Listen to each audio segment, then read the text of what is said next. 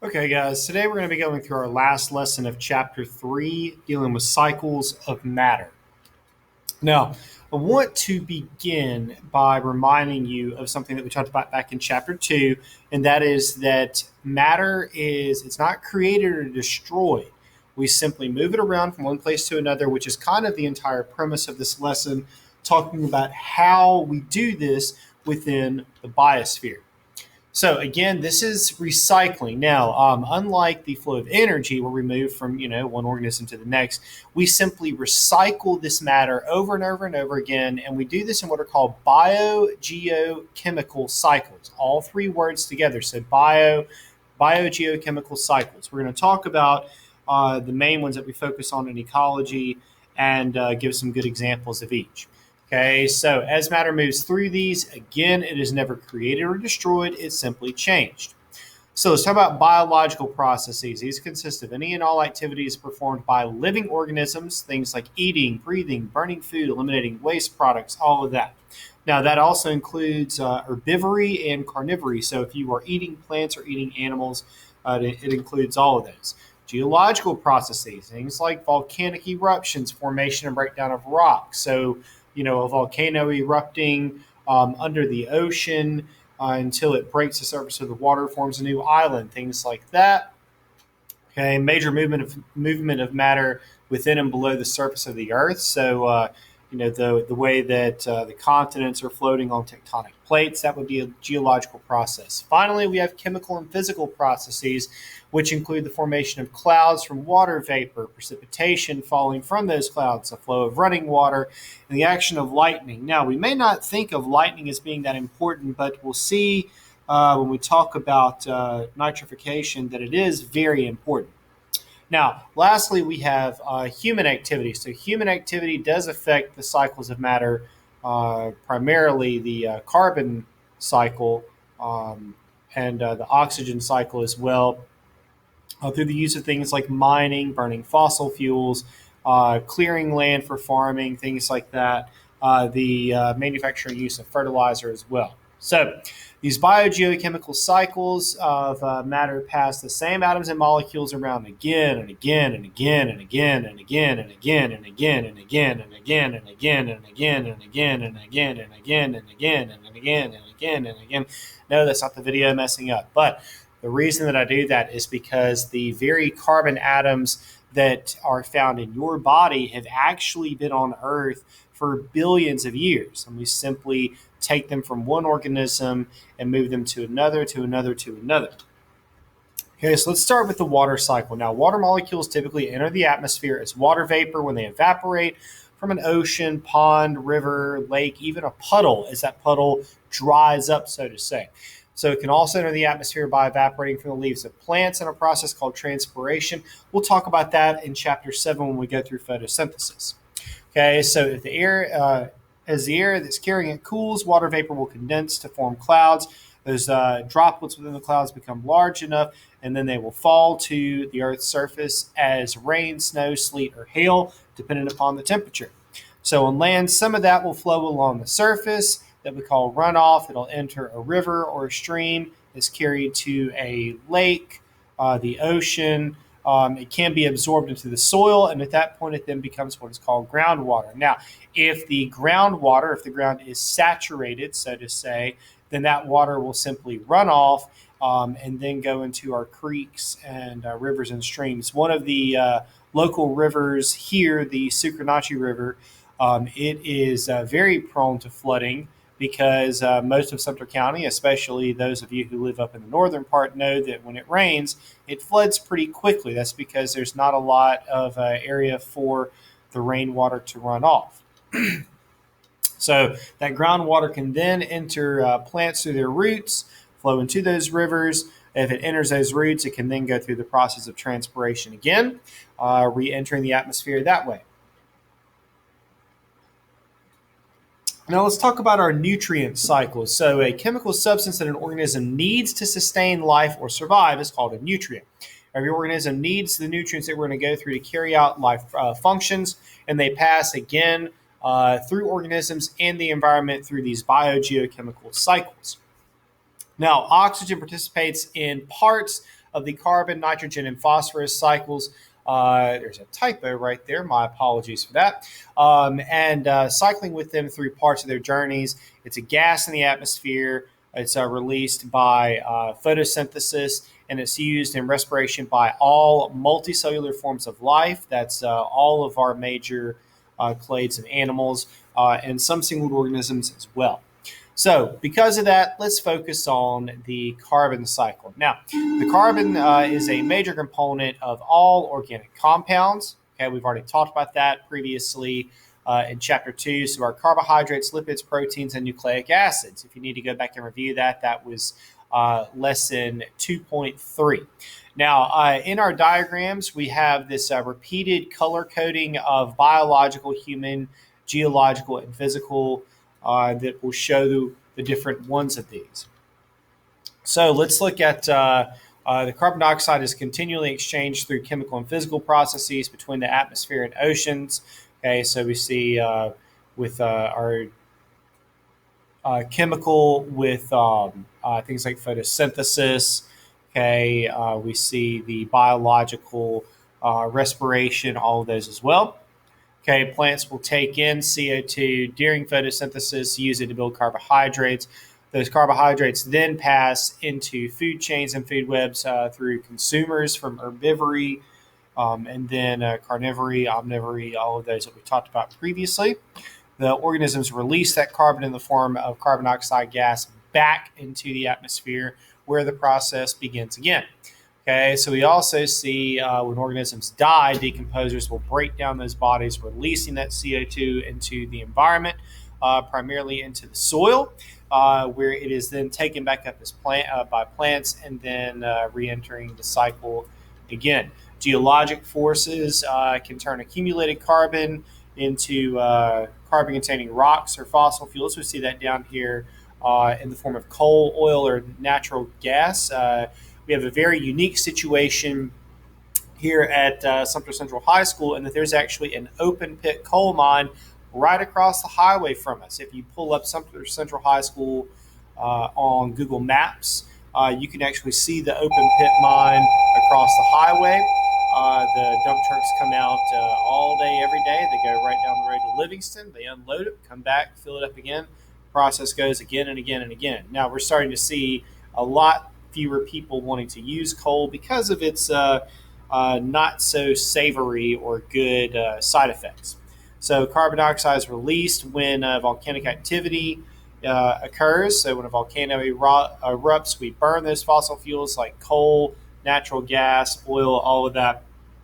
When you drive your car or ride the school bus, we release CO2 into the atmosphere. So the question is how much carbon moves through each pathway, and how do ecosystems respond to changes in atmospheric CO2? And again, those are questions to really focus on in terms of the human impact. Now, the nitrogen cycle. All organisms require nitrogen to make amino acids. We should know that from lesson 2.3 as well.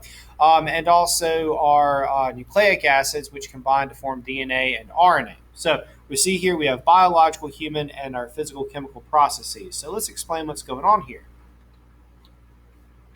Now, to begin, nitrogen gas, or N2, makes up 78% of Earth's atmosphere. So you may have thought that it was oxygen, but the primary part is actually nitrogen, and it is inert, meaning it's not reactive. So nitrogen-containing substances, things like ammonia, nitrate ions, and nitrite ions, are found in soil, in the waste produced by many organisms, and in dead and decaying organic matter. Now, fortunately, our plants are able to recapture some of that and reintroduce it into the cycle that way. So this dissolved nitrogen exists in other large bodies as well of water, where it can be taken up by our aquatic plants, also our algae, and we'll see how that's important with fertilizer runoff in just a minute. So most of the nitrogen gas that's in the air actually can't be used by plants directly. So we have to have bacteria in the soil that convert that nitrogen gas into ammonia, and this is a process called nitrogen fixation. Okay, so some bacteria that live in the soil and On the roots of legumes, that's going to be our peas and legumes. The best example is probably the peanut, can actually directly capture that from the air. So other soil bacteria will convert it into nitrates and nitrites that primary producers can use to make proteins and nucleic acids. So we convert that, and then it's absorbed directly by the plants to be used as they see fit.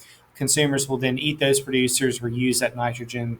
Then once their life cycle ends, they die, they fall to the ground or are buried. Or consumed by other organisms, those nitrogen-containing compounds pass from one level to the next. Decomposers will then break it down, release it back into the soil, and then it will be taken up again by plants, and the cycle begins again. So other soil bacteria obtain energy by converting nitrates and nitrogen into nitrogen gas, which release it into a process called denitrification. So that's the opposite of what we just talked about. So a small amount of nitrogen gas is converted into usable forms by lightning in a process called atmospheric nitrogen fixation. So whenever a lightning strike occurs, that nitrogen gas can be converted into ammonia and nitrates and nitrites. And then probably the most influential and the most studied form that we have right now is human addition of nitrogen into the biosphere in the form of excess fertilizer. Now, what happens with this is we put too much fertilizer onto some agricultural land. We then water those lands. That water will carry the excess to a body of water, and then it will cause an algal bloom. Okay, so all of this excess fertilizer travels to a body of water. It gets there, causes this algal bloom. The Gulf of Mexico had a huge red algae bloom in the past couple of years, and that was actually due to a lot of excess fertilizer runoff into the Gulf of Mexico.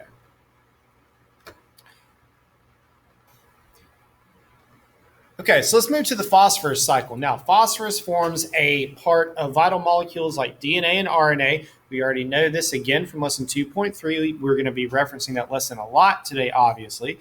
Now, although phosphorus is of great biological importance, it is not abundant in the atmosphere. In fact, it's only found in very few places. So, phosphorus in the form of inorganic phosphate. This is mainly in land, in rock and soils, and it is in the ocean as dissolved phosphate and phosphate sediments. So the question is, how do we actually release it? Well, as rocks and sediments wear down, phosphate is released. Some of it stays on land and cycles between organisms in the soil. So those plants take it up, the same process that we saw in the carbon cycle and the nitrogen cycle.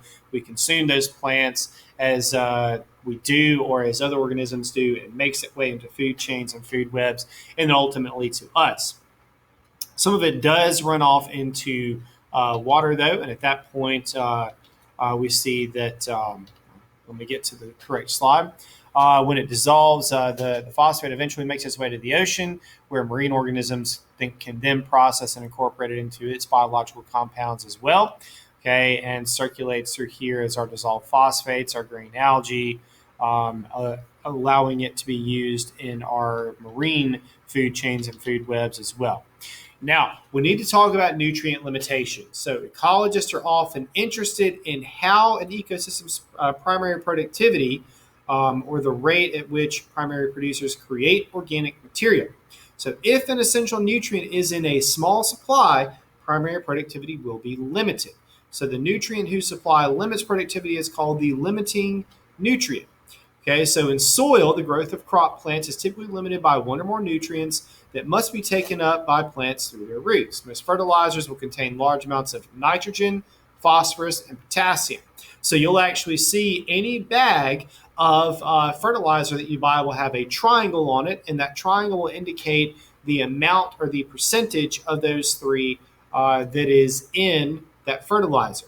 Now, we also have some micronutrients, things like calcium, magnesium, sulfur, iron, manganese are necessary in relatively small amounts, and they are included in specialty fertilizers. Now, when you go to the store and you purchase something like Miracle-Gro will have all of those nutrients that you see here and the micronutrients as well to ensure that your plants will grow well. You can even purchase soil that already has those added into it, so there's no need to water with any type of fertilizer or a specialty fertilizer. So we have this analogy here that all of these function together. So the big three that we talked about: potassium, phosphorus, and nitrogen. Okay, so that all of these will spin correctly, assuming that they are in the right amounts. However, if one is in short supply and causes a wheel to stick, so to say, it causes everything else to be affected. So even if you remove, phosphorus, or you slow down phosphorus, so to say, it causes everything else to slow down as well. And eventually the whole system can actually stop. So if you grow a plant in nitrogen poor soil, you'll see that these other ones simply can't make up for the loss of nitrogen. And what's really interesting, if you have a loss of nitrogen in soil, you'll actually see that your leaves will turn yellow. Okay. Now, in aquatic ecosystems, now oceans are actually nutrient poor compared to many land areas.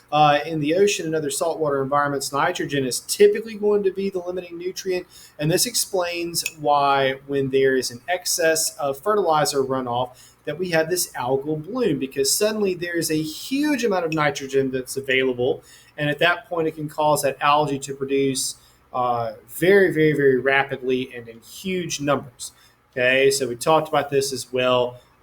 You have this fertilizer runoff that goes into the ocean, creating this algal bloom. And if there are not enough consumers to eat the algae, an algal bloom can cover the water surface and actually disrupt the rest of the ecosystem, because it stops photosynthesis in those primary aquatic plants. So if you have any questions, put them in the comments below, or you can put them in the Hangout for your respective class, or you can email me at mr.tucker.schs@gmail.com.